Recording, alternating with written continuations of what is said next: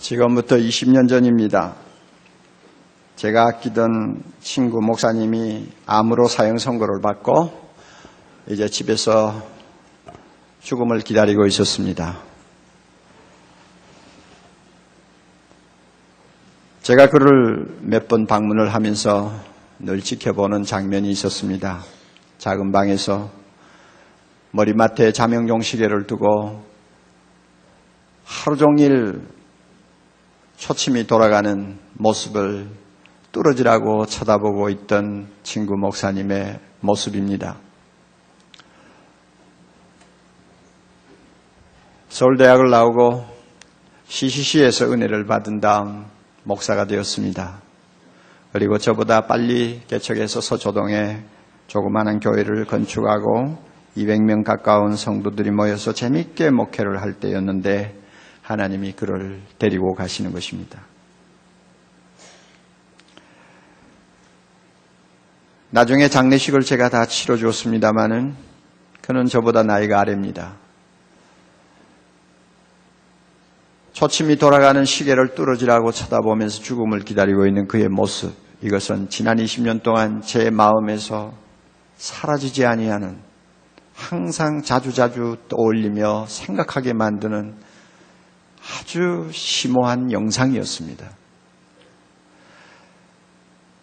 그 모습을 지켜보면서 또 그 영상을 계속 제 마음에 담고 기억하면서 저는 늘 이런 생각을 했습니다. 나도 반드시 죽는다. 그리고 그 때는 나도 모른다. 하나님께서 젊은 사람도 데리고 가시는 거 보니 나도 언제 죽을지 모른다.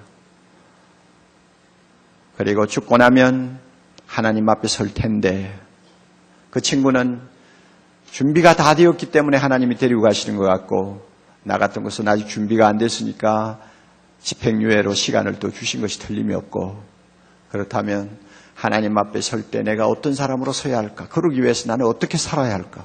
이런 생각을 자주 하면서 지난 20년을 살았습니다. 바울도 비슷한 생각을 한 것 같습니다. 오늘 우리가 읽은 본문 보면 바울은 은근히 하나님 나라에 가고 싶어하는 사람이었습니다. 쉽게 말하면 세상에 있는 육체의 장막을 빨리 벗어버리고 빨리 죽어서 예수님이 계시는 곳에 갔으면 좋겠다는 이런 소원을 갖고 있어요. 그럴 수밖에 없는 게 그 양반은 천국에 한번 갔다 온 사람이거든요. 천국이 얼마나 황홀한가를 한 100분의 1은 체험을 하고 내려온 사람이란 말이에요. 3층천에 올라가서 그 기가 막힌 상황을 한번 체험했기 때문에 그 나라를 그는 생각할 때마다 막 가슴이 뛰는 거예요. 그러니까 할 수 있으면 빨리 하나님이 나를 불러주셔서 주님과 함께 거하는 영원한 나라에서 살고 싶다. 이런 생각을 했어요. 그런 감정이 8절에 있잖아요. 8절에 우리가 담대하여 원하는 바가 있다면 차라리 몸을 떠나서 주와 함께 거하는 그것이라. 우리하고는 너무 다르죠. 우리는 안 죽으려고 바둥바둥 거리는데 사실 바울은 가고 싶어 했어요. 이런 참 주님 앞에 가고 싶어 하는 욕망을 갖고 있으면서 동시에 바울을 긴장시키는 문제가 하나 있었습니다. 죽고 나면 하나님의 심판대 앞에 서야 된다. 그 심판대 앞에서 내가 어떤 사람이냐가 굉장히 중요한데 내가 그것을 위해서 심판대 앞에서 하나님이 인정하는 사람이 되기 위해서는 천국 가는 것도 중요하지만 이 세상에 살면서 내가 어떻게 살아야 할 것인가를 더 진지하게 고민해야 된다 하는 마음을 바울이 갖고 있었습니다. 그게 10절에 나오잖아요. 이는 우리가 다 반드시 다 같이요 그리스도의 심판대 앞에 드러나 각각 선악간에 그 몸으로 행할 것을 따라 받으려 함이니라. 죽는 것도 중요하지만은 그 다음에 하나님의 심판대 앞에서 내가 세상에 산 것을 놓고 하나님의 평가를 받는 것, 이게 너무너무 진지한 문제인데 이것을 위해서 내가 어떻게 살아야 할 것인가를 바울은 마음에 두고 고민했습니다. 10절의 말씀을 현대번역으로 더 아름답게 번역을 해놓은 내용이 있습니다. 이런 내용입니다. 장차 우리는 모두 그리스도 앞에 서서 심판을 받아야 합니다. 그때는 우리가 살아온 모습이 그분 앞에 다 드러나게 될 것입니다. 그리고 선한 일을 했든지 악한 일을 했든지 땅 위에 육체로 사는 동안에 행한 대로 보상을 받을 것입니다. 이 문제 때문에 바울은 결심을 했어요. 무슨 결심입니까? 내가 이 세상에 살 동안 하나님을 기쁘시게 하는 삶을 살고 싶다. 9절에 그렇게 나오죠. 그런즉 우리는 거하든지 떠나든지 다 같이요. 주를 기쁘시게 하는 자 되기를 힘쓰노라. 다시 한번 그런즉 우리는 거하든지 떠나든지 주를 기쁘시게 하는 자 되기를 힘쓰노라. 아니, 세상에 살든지 더 살든지 하나님이 불러가든지 간에 우리의 목표는 주님을 기쁘시게 하는 데 있다. 그래서 이 기쁘시게 하는, 하나님을 기쁘시게 하는 일을 힘써야 되겠다. 이것이 내 앞에 지금 주어진 과제다. 바울은 그렇게 이야기합니다. 여기서 힘쓴다는 말은 필로트 무메다 하는 헬라어 용어인데요. 이 말은 그저 한번 해본다는 뜻이 아니에요. 그저 한번 좀 노력해본다는 그런 의미도 아니에요. 야망을 갖는다는 뜻입니다. 야망을 갖는다. 여러분, 야망을 가진 사람을 한번 머리에 떠올려 보세요. 대통령이 되겠다고 야망을 가진 사람이 얼마나 대단한가 여러분 아시잖아요. 다른 학생들보다도 공부 더 잘해보겠다고 1등을 꼭 하겠다고 하는 야망을 가진 학생들 얼마나 땀 흘리며 씨름하는가 보세요. 야망을 가진다. 야망을 가진 사람은 남보다도 더 피눈물 나는 노력을 하게 돼 있잖아요. 여기서 힘쓴다 하는 말은 바로 이런 뜻입니다. 바울은 야망을 가졌어요. 어떤 야망이냐? 하나님을 기쁘게 하는 인생 한번 살고 싶다. 천국 가서 행복하게 사는 것도 중요하지만 그 전에 하나님이 나를 이 세상에 남겨놓은 몇십 년 동안 하나님을 기쁘시게 하는 일에다가 내 삶의 초점을 맞추고 그것을 나의 야망으로 삼고 내 인생 한번 뛰어보겠다 하는 생각을 한 거예요. 왜? 나중에 하나님의 심판대 앞에 섰을 때 내가 그렇게 살다가 가야 하나님이 내 인생을 놓고 칭찬하시고 기뻐하시는 것을 볼 테니까 그것만이 나에게 중요하다. 바울이 그렇게 생각한 것입니다. 우리가 하나님의 심판대 앞에 서면 세상에서 우리가 경험했던 것, 세상에서 우리가 쌓았던 것, 세상에서 우리가 얻었던 모든 명성 다 아무것도 아닙니다. 오직 하나님을 기쁘게 한 것만이 남습니다. 여러분 이거 믿으세요? 믿으시나요? 진짜 믿으시나요? 하나님 앞에 가면 하나님을 기쁘시게 한 것만이 남습니다. 나머지는 다 없어져요. 요즘 참 안타까운 모습을 우리가 신문과 화면을 통해서 보지 않습니까?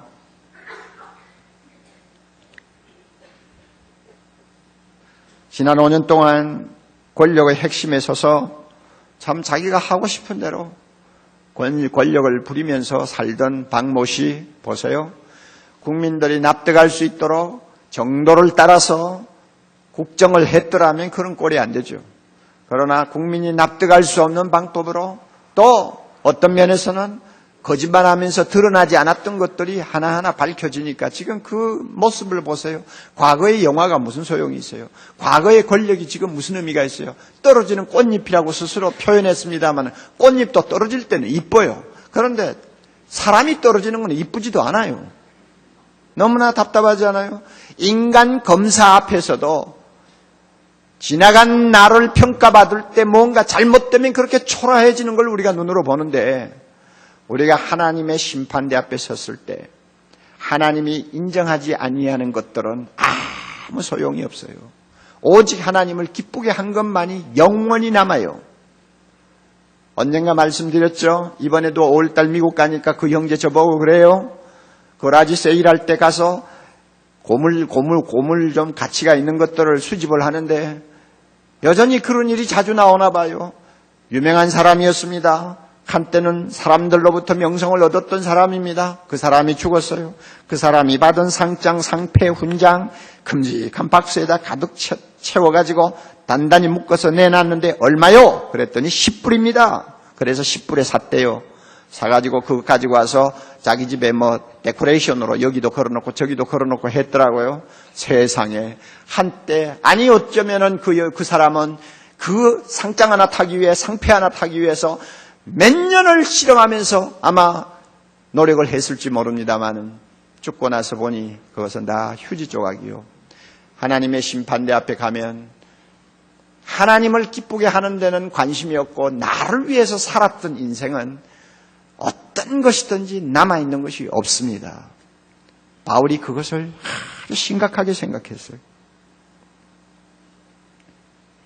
가끔 보면 교회를 다니면서 나는 천당에만 들어가면 좋겠다 하는 말을 하는 사람들이 있어요. 어떻게 처음 들으면 야, 이분이 참 구원받기를 사모하는 사람이구나. 믿음이 좋아서 저런 말을 하는구나 이렇게 느낄지 모르지만 조금 깊이 생각해 보면 그 밑에 아주 고약한 데가 있어요. 천당에만 갔으면 좋겠다. 그건 무슨 뜻이에요? 세상에서는 내 마음대로 좀 살아보고 내가 원하는 인생 한번 마음껏 즐겨보고 그래서 천국이 있으면 예수 믿는다는 그 말 한마디로 천국 문 안이라도 들어간다면 다행이다 하는 이야기입니다. 그러니까 그 저변에 깔려있는 생각이 뭐냐 하면 내 식대로 내 기분대로 살고 싶다는 것입니다. 하나님을 기쁘게 하는 일에는 별로 관심이 없는 거예요. 한번 왔다가 가는 세상 후회 없이 한번 살아보고 싶은 욕망이 있는 거예요. 하나님을 기쁘게 하는 것은 그 사람의 안중에도 없는 일이요. 그러면서 교회를 다녀요.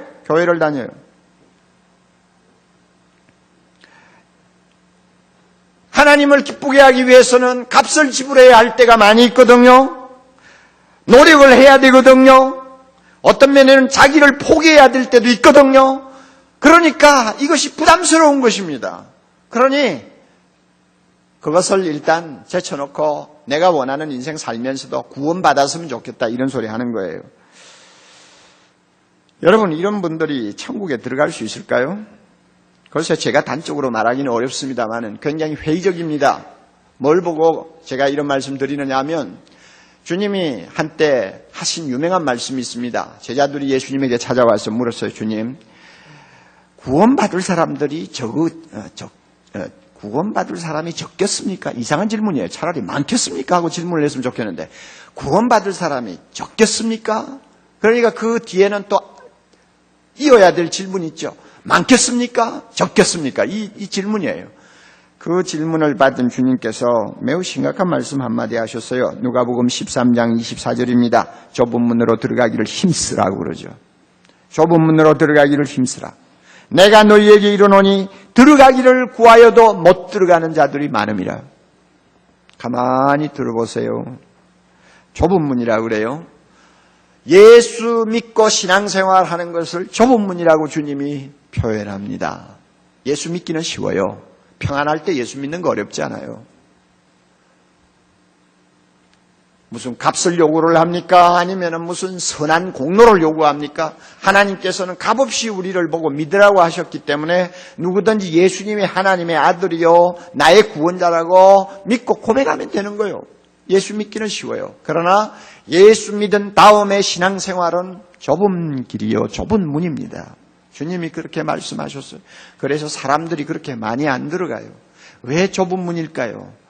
예수 믿고 난 다음에 우리의 관심은요, 천국에만 들어가면 좋겠다가 아닙니다. 그런 유치한 생각을 하는 거 아니에요. 나 같은 죄인을 구원해 주신 하나님께 어떻게 하면 보답하는 인생을 살까? 이게 주된 관심사요, 우리의 화두가 됩니다. 큰 죄악에서 건지신 하나님, 감히 하나님 앞에 설 수 없는 더러운 것을 주께서 이렇게 구원해서 하나님의 영광스러운 자녀를 삼으시고 하늘에 있는 모든 축복을 값없이 안겨주셨는데 이 귀한 은혜를 받은 내가 한 생을 살면서 이 은혜를 조금이라도 보답하려면 어떻게 살아야 될까? 어떻게 하면 하나님을 기쁘시게 할까? 이것이 항상 관심사예요. 이 관심사대로 살려면 입으로 주여 주여만 해가지고 안 되거든요. 자기를 부인해야 되거든요. 자기의 십자가를 지고 주님을 따라갈 때도 많이 있거든요. 어떤 때는 생명과 바꾸는 위기를 만날 수도 있습니다. 그런 값을 지불하면서 하나님을 기쁘시게 하기를 원하는 것이 신앙생활이기 때문에 이것은 좁은 길이에요. 아무나 들어갈 수 있는 길이 아니에요. 그러므로 주님의 대답은 간단합니다. 주님, 천국에 들어갈 자가 많습니까? 적습니까? 주님은 많지 않을 것 같다. 주님의 대답이에요. 여러분, 우리 남을 정죄하는 거 아니에요. 양심적으로 이야기해 봅시다. 오늘날 한국에 예수를 믿는다는 사람이 수백 명, 어떤 수치를 보면 1000만 명이 넘는다고 그러잖아요. 이런 사람들이 그저 다 천국 들어간다고 생각할 수 있습니까? 큰일 나죠. 큰일 나죠. 그런 사람들 들어갔다가는 천국 오염시켜가지고 살지도 못하게 만들 것 같아요. 여러분 그러잖아요. 예수만, 이름만 예수 믿는 사람이지 실제 삶을 보면은 얼마나 추악한 냄새를 피우는 사람들이 많아요. 그래가지고도 하나님 나라 들어간다고 우리가 생각할 수 있어요? 그런 사람들이 들어가서 제멋대로 사는 데가 천국이 될 수 있습니까? 주님께서는 그렇게 우리를 보고 말씀하시지 않아요. 신앙생활이 뭡니까? 좁은 문을 들어가서 험하고 협착한 길을 걸어가는 것이 신앙생활입니다. 왜 험한 길입니까? 하나님 기쁘게 하기를 소원하는 길이기 때문입니다. 믿습니까, 여러분? 이게 신앙생활이에요. 여러분, 이 길을 지금 가고 있는 사람인지, 그것이 귀찮아서 그냥 많은 사람들이 걸어가는 넓은 길을 그냥 걸어가면서 입으로만 할렐루야 하는 사람인지, 우리 자신을 한번 돌아보자 그 말이에요.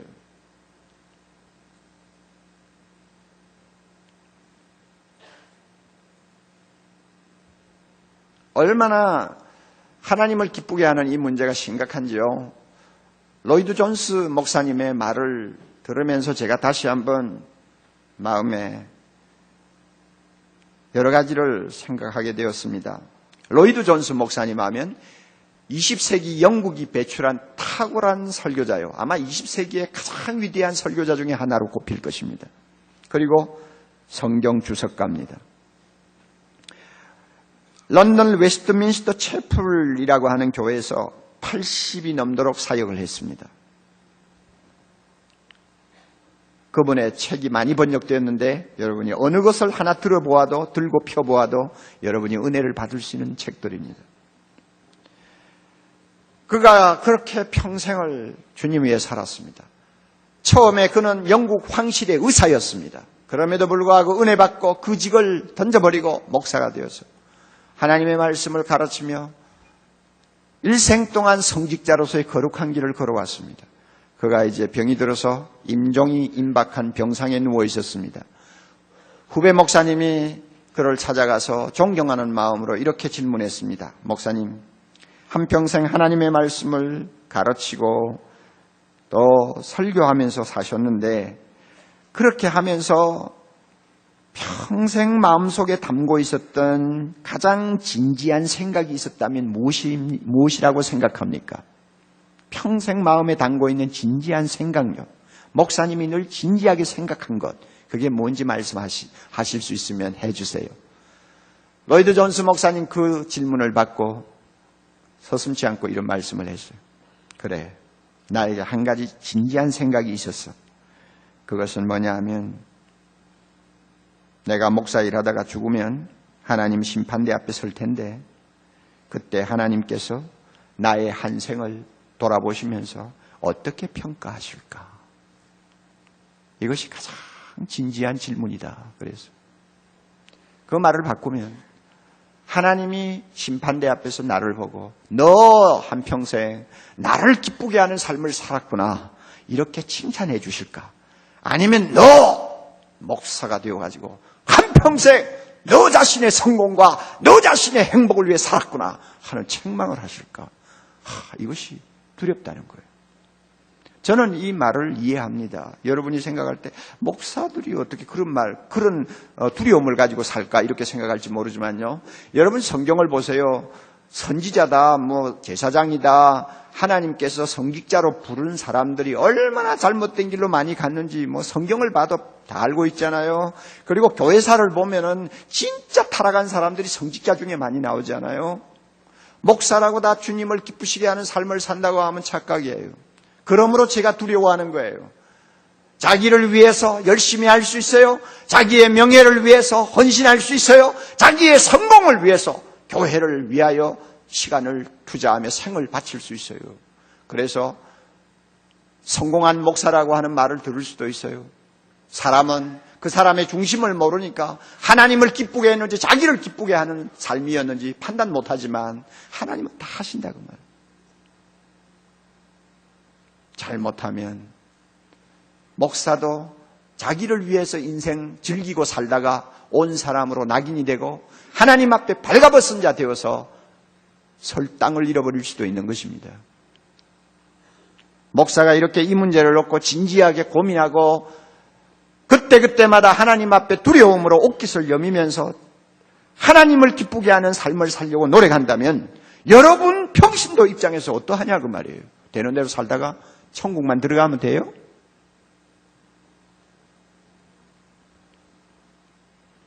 오늘 제가 이렇게 설교를 하니까 여러분 굉장히 진지하고 또 어떻게 보면 얼굴이 굳어 있는데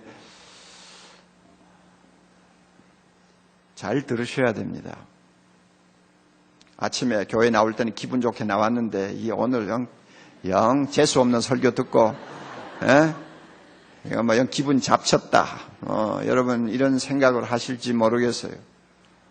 제가 여러분에게 이런 설교를 하지 않을 수가 없어요. 왜냐하면 제가 여러분에게 이런 말씀을 전할 수 있는 기회는 지금 그렇게 많지 않아요. 그렇기 때문에 기독교는 내 식대로 내 기분대로 세상 그저 행복하게 살기 위해서 그저 우리가 들고 다니는 종교가 아니에요. 세상은 아무것도 아니에요. 기독교의 중심은 영원한 나라에 있어요. 거기 가서 내가 어떤 사람이냐가 중요한 거예요. 이 세상은 연습이에요. 이 세상은 나그네예요. 이 세상은 여행하는 곳이에요. 리허설하는 곳이에요. 여기서 리허설을 하면서 하나님을 기쁘시게 하는 삶을 살았다면 영원한 나라에 가서 영원토록 하나님을 기쁘게 하는 행복한 자가 될 수 있고, 이 세상에서 리허설을 하면서도 자기를 위해서 살았다면 그 사람은 하나님 나라에 들어갈 수가 없어요. 그런 사람은 천국에서 용납이 안 되니까요. 그러면 자, 우리가 어떻게 하면 하나님을 기쁘시게 하는 사람이 될 수 있을까요? 두 가지로 생각합시다. 첫째로요, 하나님이 기뻐하시는 사람이 되어야 합니다. 인격이 되어야 합니다. 하나님이 기뻐하시는 사람요. 여러분, 자녀를 낳으면 우리 참 그의 자녀를 키우는 또 재미가 있지 않습니까? 그 참 재롱을 피우는 거 보면 이놈이 제 밥그릇 노릇하는구나 뭐 이런 생각하잖아요. 그래서 애들을 키우는 것은 희생이 아닙니다. 부모를 위해서 너무너무 하나님이 좋은 선물을 자녀를 통해 주셔요. 그래서 세상 사는 재미를 우리가 느끼지 않아요? 애를 키우면서요. 그런데 자녀를 키우는 부모의 심정, 가장 바라는 것이 무엇입니까? 물론 나중에 성공하는 자가 되기를 원하고 유명한 사람 되기도 원하지만은 그거보다 더 중요한 것은 부모가 볼 때 참, 야, 저거 대먹었구나. 누가 생각해도 인격자로 존중받는 사람 되기를 원하죠. 이게 부모의 심정이에요.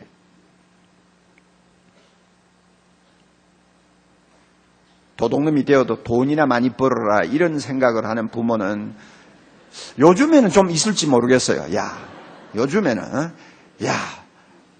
뭐 로또라도 당선이 돼서 좀 돈이나 벌어라 이런 생각을 하는 사람이 있을지 모르지만 진짜 자녀를 제대로 사람 만들려고 키우는 사람은 그런 거 속된 생각 안 합니다. 사람답게 살아라. 사람답게 대우받는 사람 되라. 이런 생각하지 않아요?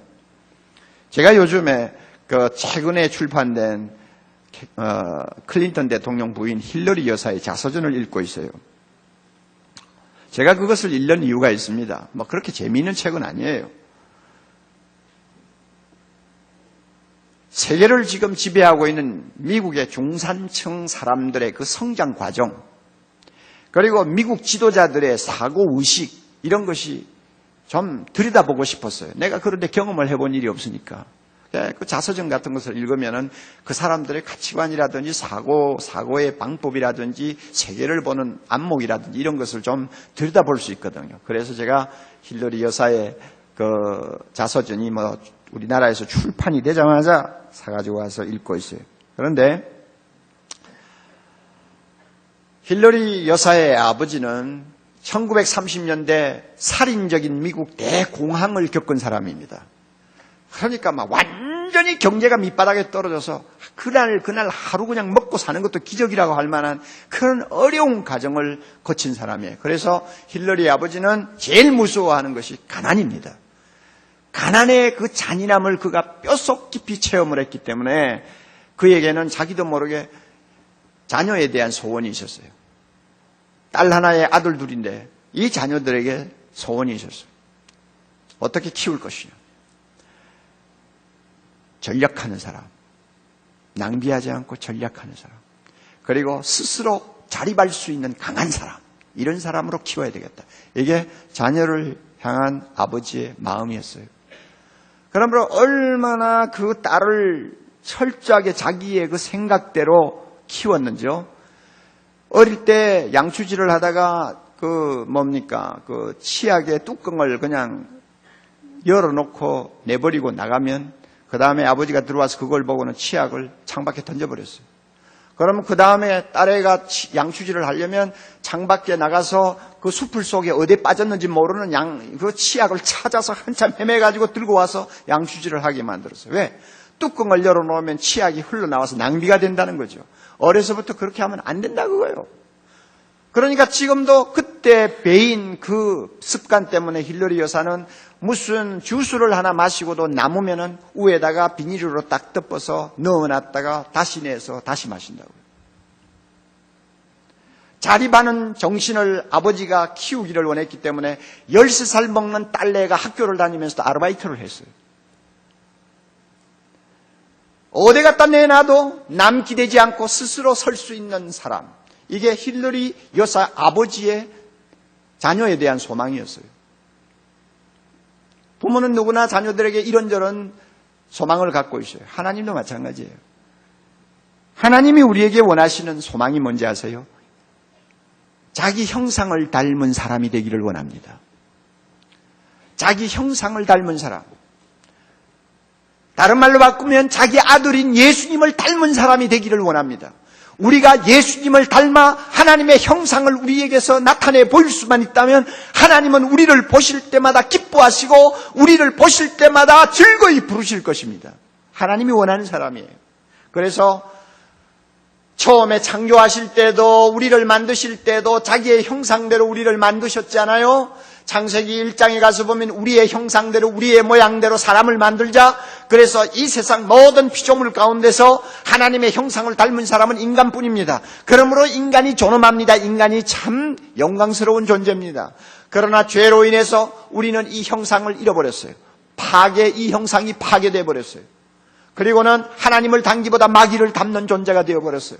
들판에서 형제가 일하다가 형이 돌멩이를 들고 동생을 그냥 잔인무도하게 때려 죽이는 그런 일을 해도 눈 하나 깜짝하지 아니하는 마귀와 같은 우리의 모습을 보시고 하나님이 얼마나 슬퍼하시는지 100년 200년 슬퍼하셨어요. 1000년 2000년 슬퍼하셨어요. 오래오래 슬퍼하시면서 이대로 두어서는 안 되겠구나. 다시 나를 닮은 거룩한 형상을 닮은 거룩한 사람으로 만들어야 되겠구나 작정하시고는 자기 아들 예수님을 세상에 보내셨습니다. 그리고 우리의 모든 죄를 예수님에게 짊어지우시고 그분이 우리를 위하여 십자가에 죽으셔서 우리의 모든 죄와 허물과 저주를 그 몸에 다 받게 하시고 우리로 하여금 하나님의 형상을 다시 회복하고 예수님처럼 되는 거룩한 구원의 길을 열어주셨습니다. 할렐루야. 이래서 우리 모두가 예수 믿었잖아요. 그래서 예수 믿은 우리에게 하나님이 원하시는 거 있으면 원래의 형상을 회복하는 것입니다. 그 원래의 형상을 회복하려면 예수님을 닮아야 합니다. 왜? 예수님은 보이지 않는 하나님의 형상이기 때문입니다. 이 일을 위하여 하나님은 우리에게 성령을 주셨습니다. 성령이 우리 안에 거하십니다. 할렐루야. 그리스도의 영이 없으면 그리스도의 사람이 아닙니다. 저와 여러분이 다 성령을 모시고 삽니다. 성령이 우리 안에 거하십니다. 성령이 우리 안에 거하시면서 하시는 일이 뭔지 아세요? 죽음을 이기시고 부활하신 예수님이 영으로 우리 안에 거하시도록 합니다. 그래서 우리는 성령 모시고 살면서 예수님과 함께 사는 사람이 되었습니다. 할렐루야. 그래서 내가 산 것이 아니요 내 안에 누가 사세요? 예수님이 사는 자가 되었어요.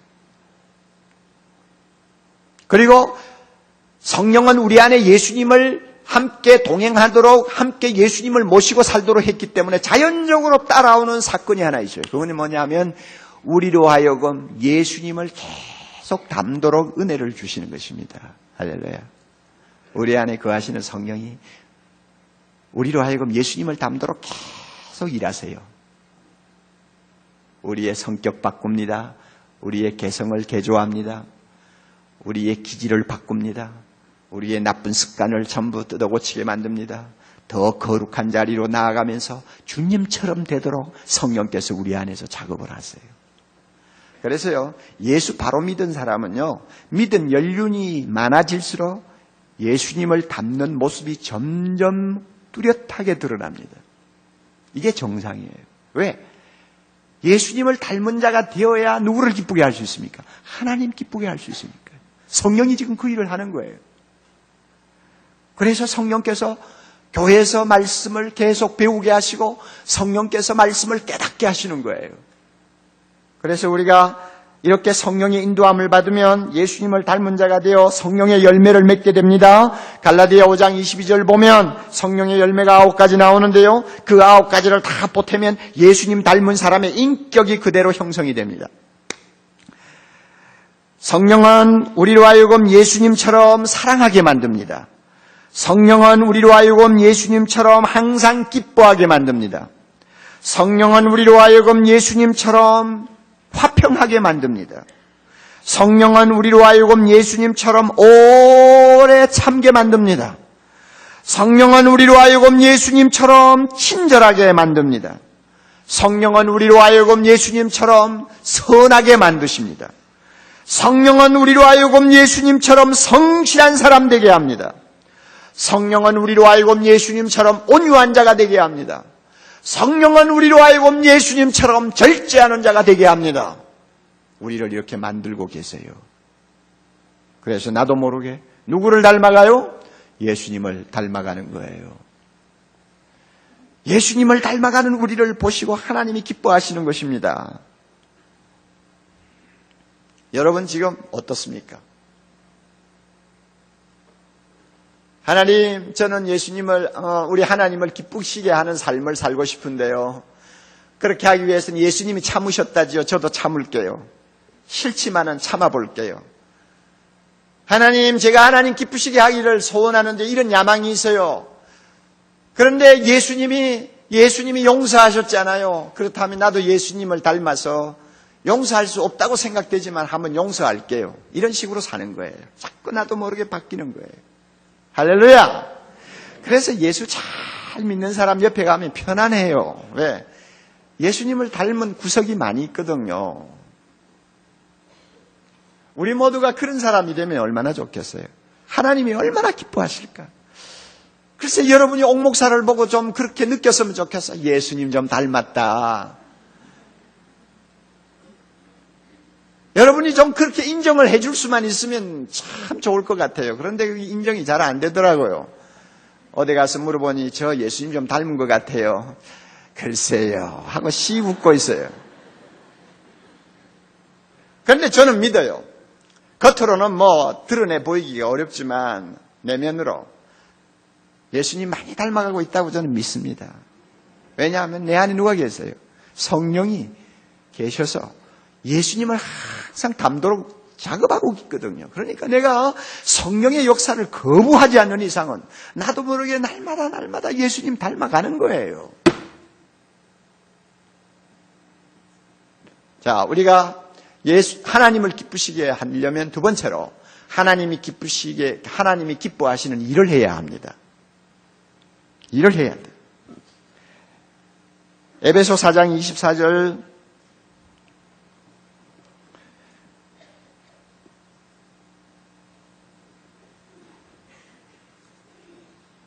에베소 4장 24절이 아니고 골로새 1장 10절. 왜 제가 이렇게 왔다 갔다 하는지 아세요? 설교를 해야 될 내용이 너무 많은데 지금 시간 맞추느라고 지금 건너뛰는 거예요. 그러니까 내가 좀 정신이 없어요. 골로새 몇 장요? 1장 10절에 이렇게 바울이 명령합니다.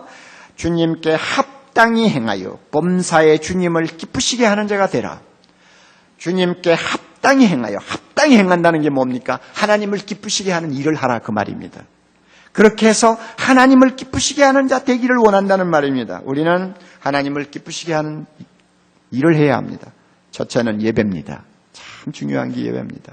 하나님이 우리를 구원하셔서 그의 자녀 삼으신 것은 하나님의 은혜의 영광을 찬송하도록 하기 위해서 우리를 부르셨습니다. 다시 말하면 예배하는 자가 되도록 우리를 부르셨어요. 예배가 뭔지 아세요? 이렇게 모여가지고 앉아서 어떤 절차를 따라서 하나님 앞에 경배하는 것만이 예배라고 하지 마세요. 예배는 뭡니까? 한마디로 정의할까요? 예배가 뭔지 아세요? 하나님을 즐기는 게 예배입니다. 할렐루야. 다시 한번 예배가 뭐라고요, 성가대? 하나님을 즐기는 거예요. 하나님을 즐기는 거. 그냥 좋은 거예요. 하나님이 좋은 거예요. 예수님이 좋은 거예요.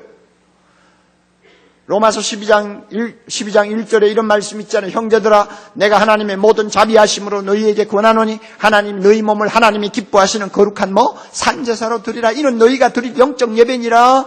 몸을 가지고 움직이는 모든 삶을 통해서 하나님을 즐기는 거예요.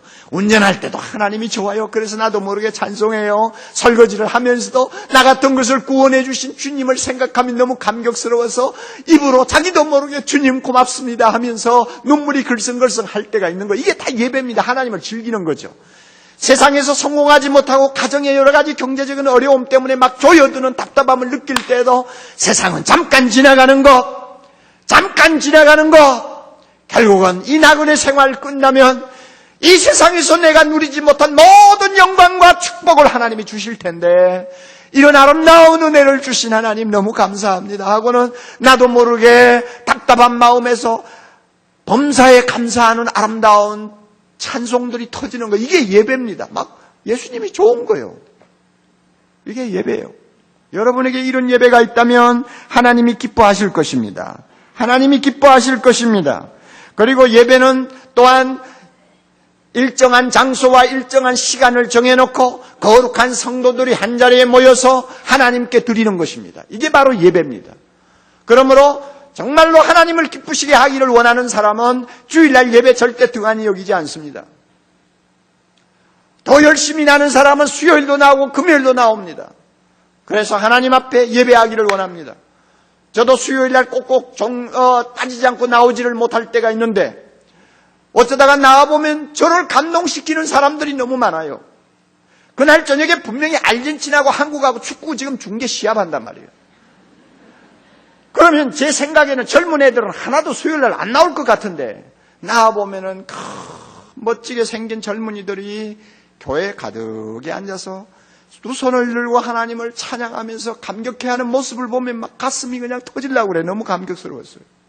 저것들은 축구도 모르나 이러네. 그런데 여러분, 그렇게 하나님을 찬송하는 것이 얼마나 아름다운 거예요. 괜히 축구 본다고 눈이 빠지게 있다가 한 골 먹고 그냥 허탈해가지고 여러분만 나중에 그냥 털털거리는 사람 비해서 얼마나 복이 있는 사람들이요. 그렇지 않아요? 무슨 집회가 있으면은 오늘 주님 앞에 가서 성도들과 함께 예배드리고 싶다, 이런 갈증이 나와야 하나님을 기쁘시게 하는 사람이 사는 모습입니다. 노란 손수건만 쳐다보고 앉아가지고 저녁마다 그냥 그거 아무리 봐도 그게 그거지 그렇잖아요. 제가 이렇게 제목을 잘 아는 이유는 저도 본다는 이야기인데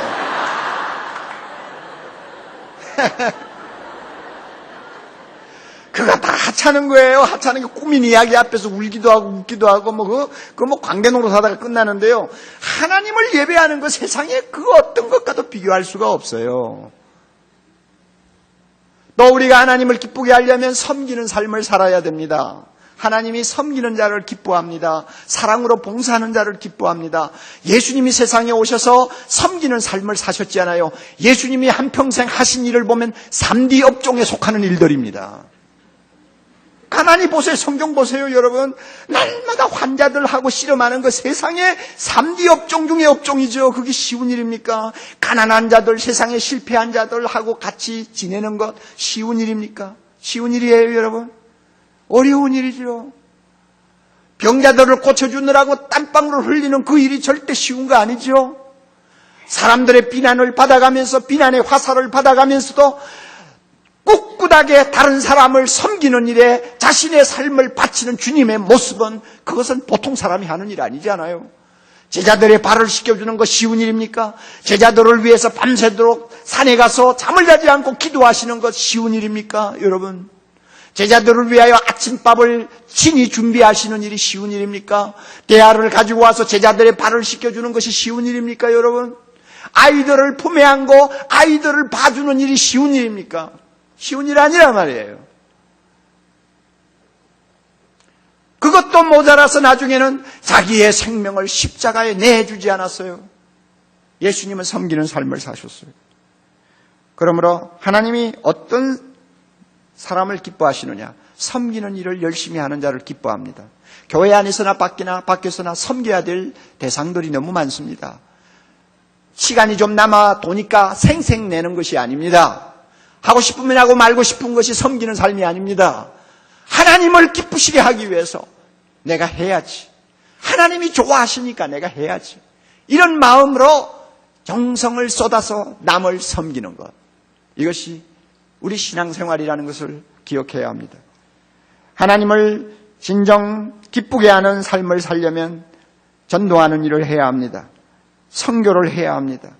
복음을 전하는 일, 세상을 구원하는 일은 하나님이 가장 소중히 여기시고 제일 하고 싶어 하시는 일입니다. 그러므로 우리 보고 땅끝까지 가서 복음을 전하라, 내 이웃을 구원하라 이렇게 말씀하시는 것은 하나님이 가장 하고 싶어 하는 중요한 일에 우리를 초대하시는 것입니다. 그러므로 이건 영광이에요. 전도하는 것은 영광입니다. 선교하는 것은 영광입니다. 하나님의 일에 동참하는 것입니다. 그러므로 하나님 나라 가면은요, 오직 영혼을 구원하기 위해서 우리가 수고한 일만이 영원히 남습니다. 영원히 남아요. 선교사들이 저렇게 고생하면서 복음을 전하는 이유가 있어요. 하나님 나라 가면 하늘의 별처럼 영원히 빛나는 자가 되리라고 약속을 했기 때문에 세상에서는 잠깐 초라하게 살더라도 하나님 나라에 가서 영광스럽게 살기를 원하는 것입니다. 여러분, 믿지 아니하는 이웃을 위해서 계속 기도합니까?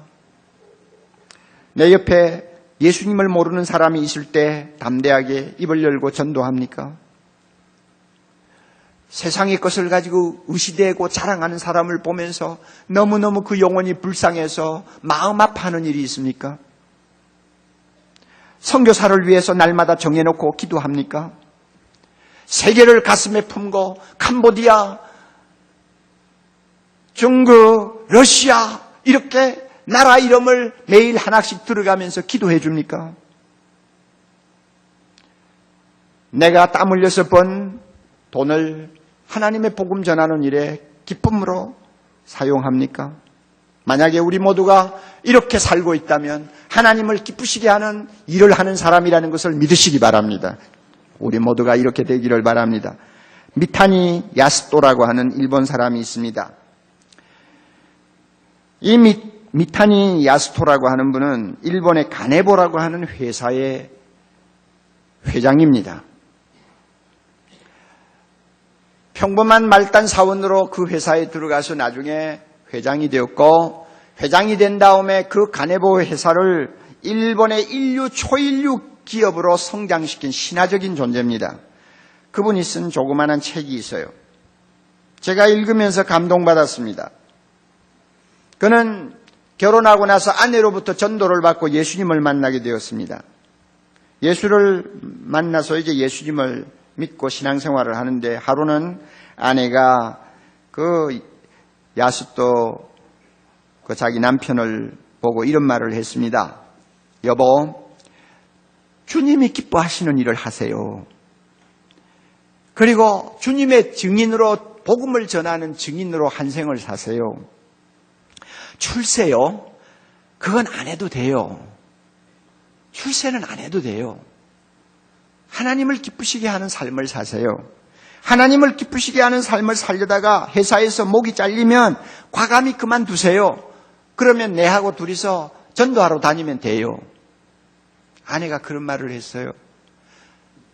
오랜 후에 그 남편이 아내를 놓고 쓴 글을 보면 그때 출세 안 해도 돼요 하는 그 말이 너무너무 가슴에 와 닿았다고 그래요. 왜냐하면 많은 부인들은 출세 하면서 남편을 그냥 뒤에서 몰거든요. 그래가 남자들이 그냥 스트레스 받아가지고 일찍 죽지 않아요. 그런데 출세 안 해도 된다. 그게 문제가 아니다. 하나님을 기쁘게 하고 살자. 뭐 이러니까 너무너무 마음이 편안했대요. 이 야스도 씨가 예수 믿고 나서 세상을 보는 안목이 달라졌습니다. 생각이 바뀌었습니다. 그의 마음속에는 항상 하나님의 말씀 하나가 남아 있었어요. 그것이 뭔지 아세요? 갈라디아 1장 10절이에요.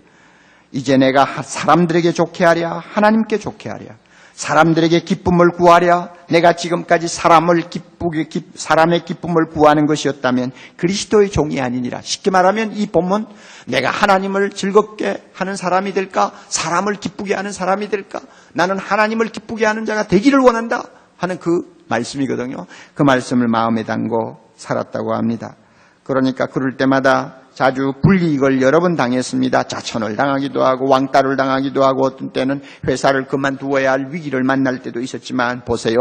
하나님을 기쁘시게 하기를 위해 모든 것을 포기할 각오를 하고 사니까 하나님이 그 사람을 그 회사의 최고 자리에 올리시고 하나님이 영광 받으시잖아요.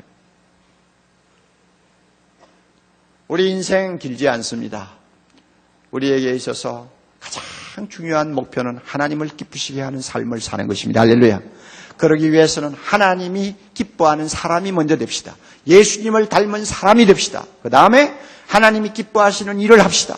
많은 일이 있지만 그 가운데서 예배와 섬김과 전도 이것을 통해서 내 직장에서 내 가정에서 내 학교에서 어디서든지 하나님을 기쁘시게 하는 아름다운 삶을 살고 나중에 주님의 심판대 앞에 섰을 때 착하고 충성된 종이라고 주님이 칭찬하시고 모든 천군 천사들과 함께 기뻐하는 날이 우리에게 있기를 바랍니다.